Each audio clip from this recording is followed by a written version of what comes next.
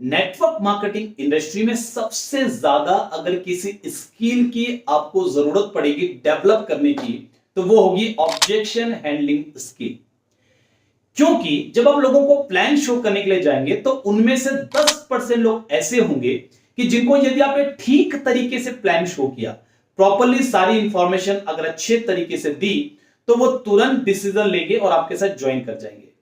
80% लोग ऐसे होंगे जिनके मन में कुछ डाउट्स होंगे, जो सही फैसला नहीं ले पा रहे होंगे और वो आपके सामने ऑब्जेक्शन रेज करेंगे। यदि आपने उनके ऑब्जेक्शन को प्रॉपरली हैंडल किया, तो उनमें से अधिकतर लोग जिनके भी ऑब्जेक्शन को आप सही तरीके से हैंडल कर पाएंगे, वो आपके साथ ज्वाइन कर जाएंगे। बचे हुए जो 10% लोग हैं, उनके सामने चाहे कोई प्लान दिखाने आ जाए, कितना भी बढ़िया प्लान दिखा दे, कितना भी बढ़िया तरीके से आप ऑब्जेक्शन को हैंडल कर लें, मगर वो आपके साथ ज्वाइन नहीं करेंगे।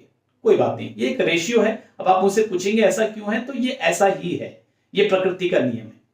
तो वो जो 80% लोग हैं जिनके ऑब्जेक्शन को यदि हम हैंडल करें तो वो ज्वाइन कर सकते हैं, आज मैं उन्हीं के बारे में बात करूंगा कि आखिर वो ऑब्जेक्शन करते क्यों हैं।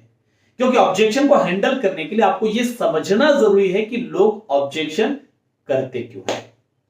अगर आपको ये वीडियो अच्छी लगे तो नीचे कमेंट में आप मुझे जरूर बताइएगा, और यदि आप चाहेंगे तो नीचे कमेंट में जरूर लिखिएगा। मैं आपको आने वाली वीडियोस में हर एक अलग अलग ऑब्जेक्शंस के ऊपर में अलग अलग वीडियो बना करके दे सकता हूं कि किस तरीके से ऑब्जेक्शन को हैंडल किया जाए। 18-19 सालों से मैं नेटवर्क मार्केटिंग इंडस्ट्री में हूं, और जो भी मेरा व्यक्तिगत अनुभव है और जो कुछ मैंने सीखा है, जो कुछ मैंने इंप्लीमेंट करके देखा है, उसी के आधार पर मैं ये जानकारियां आपको लगातार दे रहा हूं। तो आइए हम बातचीत की शुरुआत करते हैं। देखिए, 6 में से कोई एक कारण होता है किसी भी व्यक्ति के ऑब्जेक्शन को देने का। हर व्यक्ति के लिए अलग अलग कारण हो सकता है, या किसी व्यक्ति के लिए एक से ज्यादा कारण भी हो सकते हैं। जब ये 6 चीजें आपको मालूम रहेंगी कि कौन सा व्यक्ति किस वजह से ऑब्जेक्शन देता है, जब ये आपको मालूम रहेगा तो आप व्यक्ति के ऑब्जेक्शन को समझकर उसको प्रॉपरली हैंडल कर पाएंगे, रिप्लाई कर पाएंगे। ऑब्जेक्शन एक अपॉर्चुनिटी है, ऑब्जेक्शन रिजेक्शन नहीं है। ऑब्जेक्शन एक अपॉर्चुनिटी है कि आप उस व्यक्ति के साथ और मजबूत संबंध बना सकें। ऑब्जेक्शन एक अपॉर्चुनिटी है कि आप सामने वाले को एजुकेट कर सकें ताकि वो अपनी जिंदगी का सही फैसला ले सके। तो पहला रीजन ऑब्जेक्शन को रेज करने का, पहला रीजन, टू साउंड स्मार्ट। कुछ लोगों के जीवन में महत्व की कमी होती है, उनको कहीं इंपॉर्टेंस उस तरीके से नहीं मिल रहा होता, तो वो इस वजह से ऑब्जेक्शन रेज करते हैं कि उनको थोड़ा स्मार्ट समझा जाए। अगर आप उनके ऑब्जेक्शन को आंसर नहीं कर पाते हैं तो वो मन ही मन बड़े खुश होते हैं कि आपने उनके ऑब्जेक्शन को हैंडल आप नहीं कर पाए, आपके पास कोई जवाब नहीं है, आप निरुत्तर हो गए, तो उनको एक महत्व का एहसास होता है। और यदि आप उनके ऑब्जेक्शन को हैंडल कर लेते हैं, बड़े प्रेम पूर्वक अगर आप क्लेरिफाई कर देते हैं, तो भी उनको खुशी होती है कि आपने उनके प्रश्न को जवाब देने योग्य समझा और इतने आदर और सम्मान के साथ आपने उनके ऑब्जेक्शन को हैंडल किया, तो उनको महत्व का इस बात से एहसास होता है। सेकेंड ऑब्जेक्शन को रेज करने का कारण होता है सीकिंग फॉर क्लैरिफिकेशन। उनको कुछ चीजों में क्लैरिटी चाहिए होती है। प्लान देखते देखते उनको कुछ बातें समझ में तो आ रही होती है, उनको ज्वाइन तो करना होता है। जो ड्रीम आपने दिखाया कि इससे पूरे हो सकते हैं, वो ड्रीम उनको पूरे तो करने होते हैं, बट उनके मन में कुछ सवाल उठते हैं, जैसे कि मेरे पास ज्यादा वक्त नहीं है तो क्या मैं इस बिजनेस को कर पाऊंगा। अब उनको देख के लग तो रहा है कि हाँ, इसमें ज्यादा वक्त तो शायद लगाना नहीं पड़ता, इसको तो पार्ट टाइम में किया जा सकता है, मगर फिर भी वो इस बात को क्लेरिफाई करना चाहते हैं, तो वो अपनी बात को ऑब्जेक्शन के रूप में रखते हैं। वो आपके सामने बोलेंगे नहीं, लेकिन मेरे पास तो टाइम नहीं है, मैं नहीं कर पाऊंगा क्योंकि मेरे पास तो टाइम नहीं है। तो एक्चुअल में वो मना नहीं कर रहे हैं, उनके कहने का मतलब यह है कि आप मुझे बताओ कि क्या कम समय लगा करके भी इस बिजनेस को बिल्ड किया जा सकता है। तो उस केस में आपको कुछ टेस्टिमोनियल्स दिखाने पड़ सकते हैं, कुछ कहानियां आपको सुनानी पड़ सकती है कि किन लोगों ने अपनी व्यस्तताओं के बावजूद भी इस बिजनेस में कामयाबी को हासिल किया।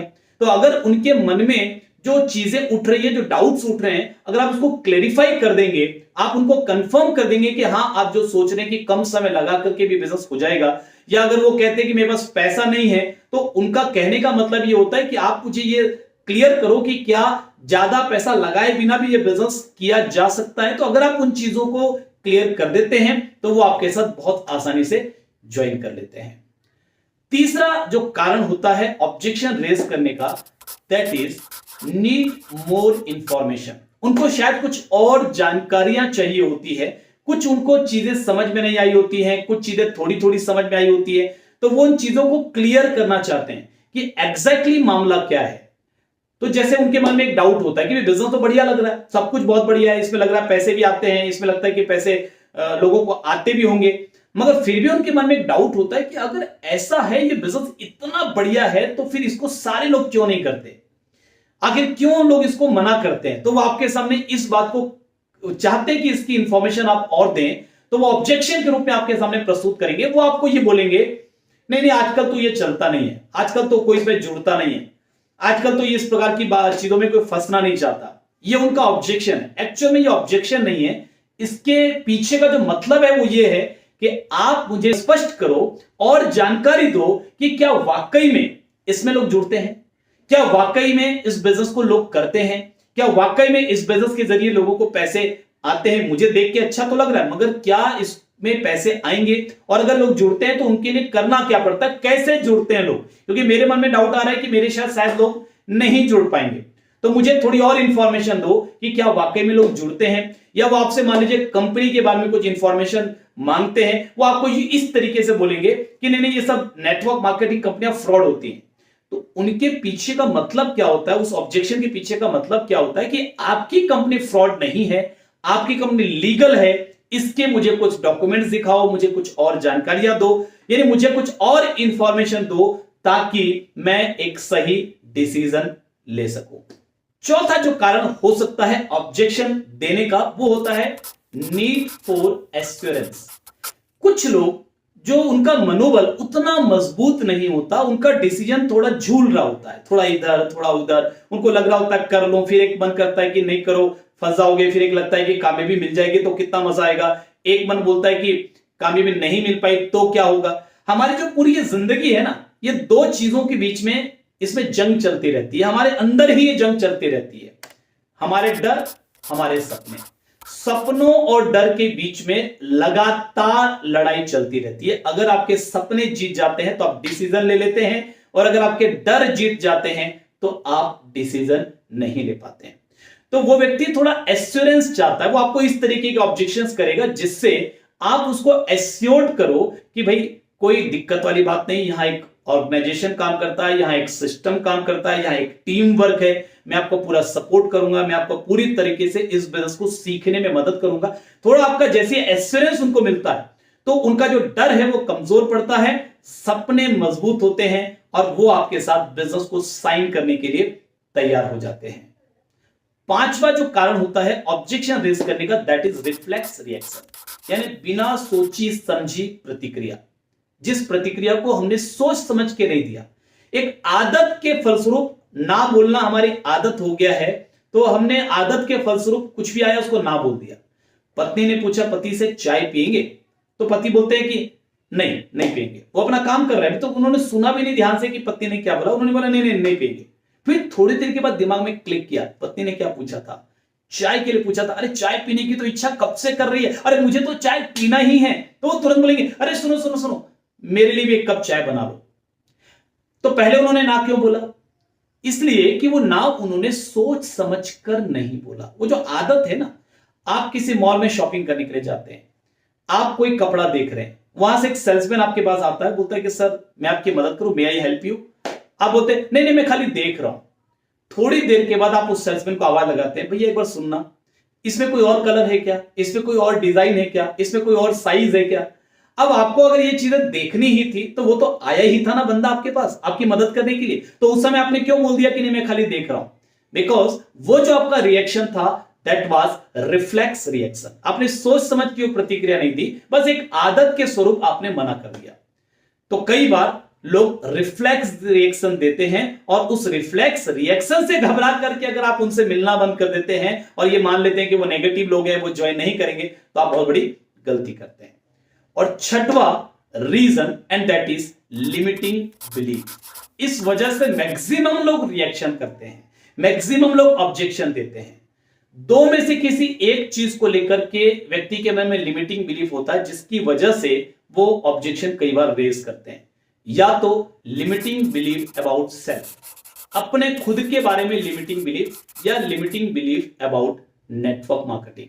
यानी या तो खुद के बारे में कोई पूर्वाग्रह है, खुद को वो कमजोर मानते हैं, उनको लगता है कि मैं नहीं कर पाऊंगा, मेरे पास टाइम नहीं है, मेरे पास पैसा नहीं है, मैं समझा नहीं सकता, मैं ज्यादा लोगों को जानता नहीं हूं, शायद इसमें बहुत ज्यादा एजुकेशन की जरूरत पड़ती होगी, शायद इसमें बहुत ज्यादा अच्छा बोलना आने की जरूरत पड़ती होगी, और मैं तो ये कर नहीं सकता, मैं तो बेच नहीं सकता, तो मैं नहीं कर पाऊंगा। ये उनके मन में या तो होता है, और या तो नेटवर्क मार्केटिंग को लेकर के उनके पुराने अनुभव अच्छे नहीं होते, किसी स्कीम में वो फंस गए, उनके किसी कोई रिलेटिव जो है वो किसी स्कीम में फंस गया और उन्होंने इनको कुछ नेगेटिव बातें बोल दी, तो इनके पास जो जानकारियां हैं नेटवर्क मार्केटिंग को लेकर के, हो सकता है कि वो नेगेटिव जानकारियां हो, कम जानकारियां हो, गलत जानकारियां हो, तो जिसकी वजह से उन्होंने एक धारणा बना ली कि नेटवर्क मार्केटिंग इंडस्ट्री अच्छी नहीं है, कुछ पूर्वाग्रह उन्होंने बना लिए।